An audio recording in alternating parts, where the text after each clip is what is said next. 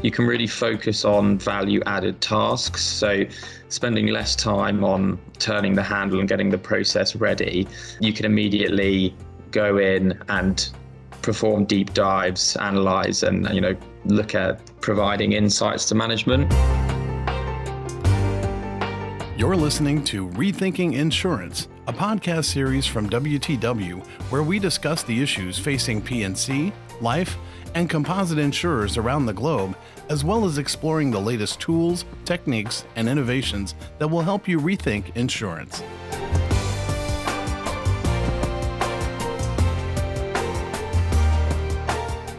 Hello, and welcome to the latest edition of Rethinking Insurance. My name is Peter Royak, and I will be your host today. Our topic is reserving transformation. Our guests today are Holly Layton from WTW and Joshua Wald of RenRe. Before we get started, could each of you introduce yourselves to our audience with a little background on what you do for your company? Starting with you, Holly. Great. Hey, everyone. I'm Holly Layton, and I lead the reserving transformation proposition in the UK. So most of my role involves talking to lots of clients about what they're currently doing their reserving and providing advice on where they should be moving to in the future, and also using a lot of our technology internally at WTW to automate the reserving process from start to finish. So yeah, that's how I spend most of my days. Josh? Hi everyone, I'm Josh Wald and I'm a reserving actuary at RenRe in Bermuda. Main responsibilities will be the quarterly reserving and Solvency II technical provisions. I've also worked with Holly a few times now on reserve transformations and transforming the reserving process. Thank you, Josh. And today we're going to discuss a project where RenRe wanted to engage in a transformation of the reserving process and came to WTW for advice, software, etc. And so, Josh, I'm going to ask you, why did you decide to transform your process, and what do you think needed to be done? Sure. So I think this project came about as we're a growing business, and our reserving process was initially designed when we're a much smaller outfit. So a lot of the processes and mechanics of how it worked weren't quite relevant now that we're a growing, much bigger business. And then I suppose why we wanted the transformation. So the original process, there was a lack of self-sufficiency. So a lot of our calculations, method selections, and a lot of the processes involved in getting your results out. So the actuaries didn't own the process end to end, which made it quite difficult to make edits or to build upon the process.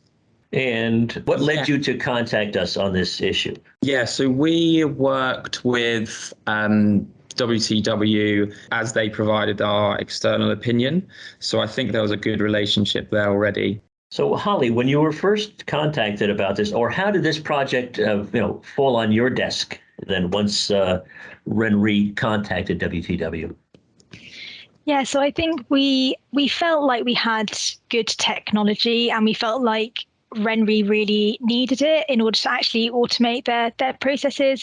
So what we opted for doing was a very short project with them to sort of just showcase what we had available. So we worked for like a period of 8 weeks to start with before they could opted in for the full solution. So after that 8 weeks, we got them all using the software and made them more familiar with it. And I think off the back of that, they were really impressed and wanted to sort of go ahead into a wider project. So I think that's how we will work with other people going forward, is having like a small sort of demo version of the software on their systems, and then basically letting people try before they buy. Yeah, so that was where the project sort of came from. And I think the other challenge for Ren was they didn't really have the time or the resources to actually make some of the changes. So just to get the sort of extra people in to help them, they all had really, really good ideas about what they wanted to do with the reserving process. And that to me is like a wider theme in the market as well, that people know what they want to do, but spend their whole year doing their reporting requirements, that they don't actually have the time to do it.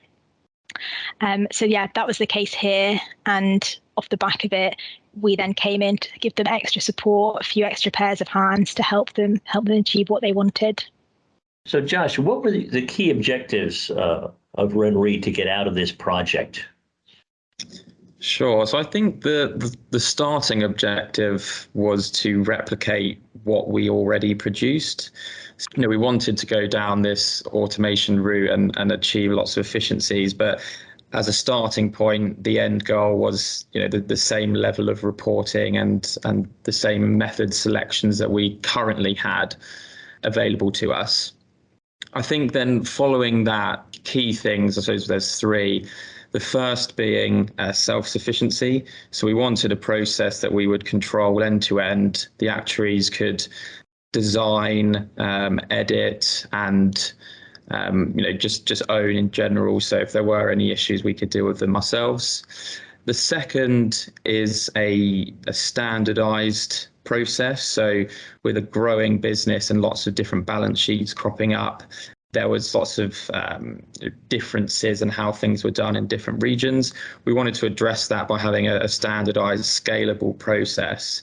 So people or actuaries from other regions could go into the process for a different region than their own and would be able to understand what was going on and see things that look similar to them from their own perspective.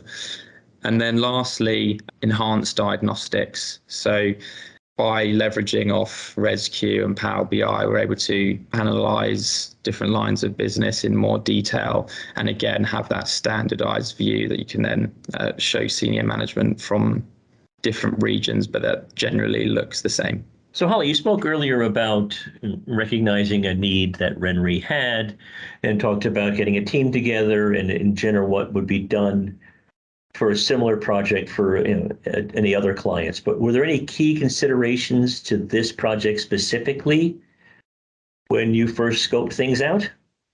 Yeah, I think the nice thing about working with RenRe is they had like a really clear vision of what they wanted to achieve. They had specific work streams and areas where they wanted to apply more automation, and they had very, very clear objectives from the start of the project. One of those was to significantly reduce the reliance on Excel, and having those clear objectives meant it was very easy for us to work together. For us, when we saw the objectives and what they wanted to achieve, we, off the back of it, really thought that our focus should be on tooling and technology. And that was really how we approached it and was one of the sort of key areas of where we added value to RenRe's process. So our Unify with Rescue technology allowed them to have that sort of full end-to-end automation. As Josh said, we very much focused on what they are currently doing, but I think the feedback off the back of the project was, now we understand that we can do a lot more with that software. So the software is going to be a big enabler for them to do more and more reserving, get more diagnostics out, feedback into the wider business. And so when we were considering the project, we decided let's focus on what is currently there with the aim to free you up in the future to then do more and more with the software that we've embedded. So those are the main key considerations. I think the other thing was we really wanted Ren to be completely self-sufficient off the back of the project.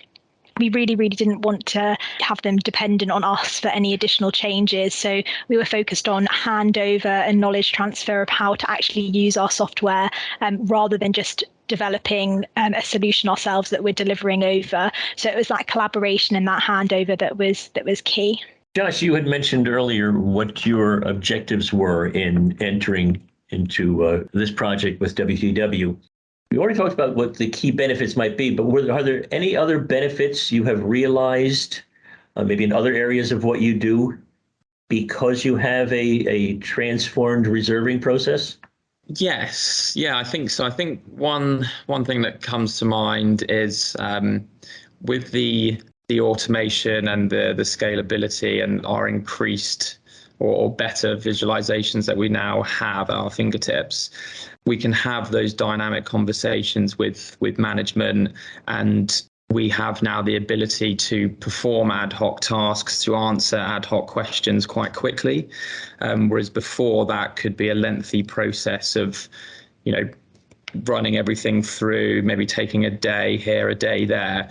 Now having the robustness of the platform and the ability to do something like, what does the BF look like for all classes of business versus our selected result now?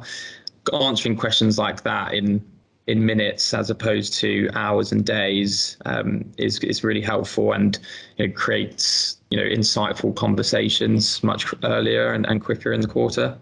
So Holly, I'd be remiss if I didn't ask you a similar question, but what were the key benefits to the solution from the WTW perspective?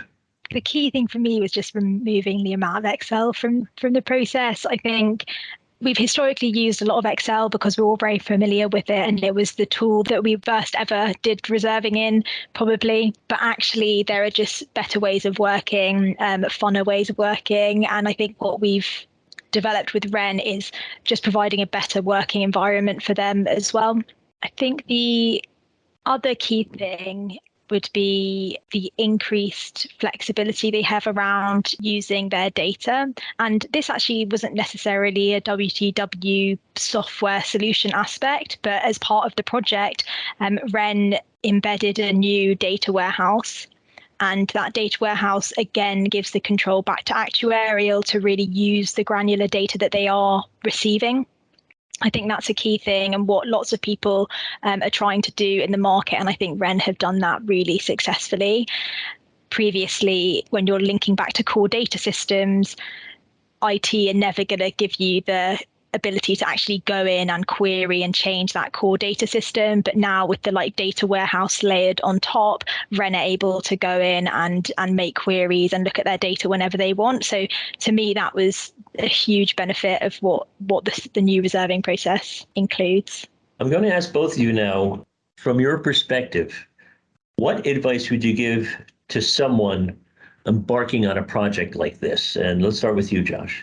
For me, the first, and probably seems obvious, but really understanding the data requirements before jumping into the project. So given, often each company has its own unique bespoke data and nuances of any legacy systems that are, generally quite specific to that individual company, really understanding that and how that's going to work throughout each stage of the process, I think is just, time that's invaluably spent, and almost starting at the end, thinking of what you want and then working backwards with the data that you have and how you design each part, I think is in hindsight would have been great for us, because I know we spent quite a lot of time building things and then realizing, actually, there's this field that we don't have, or this is in a different structure, so you have to go back and change. So yeah, I think that for me is a big one. Holly, again, from the WTW perspective, what advice would you give for someone embarking on a transformation project? Anyone embarking on a project needs to think about three things, which is processes, people, and technology. So processes in terms of having those clear objectives, like I said, Ren had. I think that's key to setting out from the start so that you know what you're trying to achieve. Also making sure that you can prioritize which areas you want to actually transform and in what order, and what you actually want to look at. So what processes are you going to be automating, and what's the timeline for doing those, and what's the value add? How are you going to get the benefits from the transformation, and when? Then under the people category, I would say try and understand what the skills are in the team that you need in the project team and what gaps there are in your team, and also to make sure that you involve all stakeholders across the business. So what Josh was talking about on the data side, another thing that maybe didn't go as well as it could have in the Ren project was we did spend a long time on data, and then actually we had to sort of last minute get a group of data experts in to come and help us with the implementation of this new data warehouse. Now, if we sort of could have caught that up front, it might have saved us a bit more time because there was a huge dependency on what we could build without that data system in place. So actually knowing we need a whole load of data experts here to help us on this project, and knowing that upfront means we could have got them sooner in the timeline.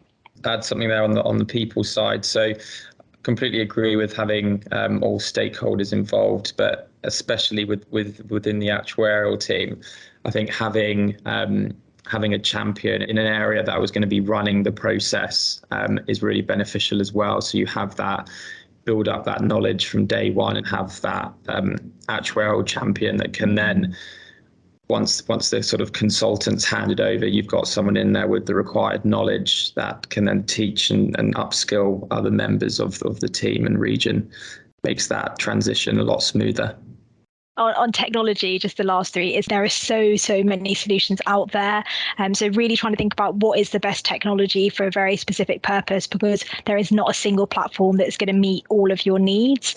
So thinking about what technology you need and make sure that it's got the right governance and controls and robust features in it to make sure that it's scalable for your business. Kind of leads me into our last question here. And Josh, you also mentioned when asked about what having the transformation allows you to do more, but really for both of you, each of you from your own perspective, because of the technology, comparing where you were to where you are now, where do you think reserving is going in the future? And Josh, from a company reserving standpoint, with the flexibility and the efficiency of a process like this, you can really focus on value added tasks. So spending less time on turning the handle and getting the process ready, you can immediately go in and perform deep dives, analyze, and look at providing insights to management. And one area that I think the automation can help with is targeting areas of review.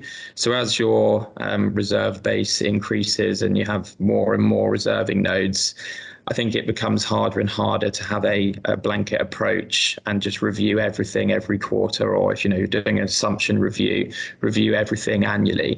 So I think with technology like this, we can leverage off of it providing insights and information to the actuaries to actually target where and what areas they're going to review. So for example, having indicators in the process that would identify a reserving node to review if the actual versus expected was over a certain threshold.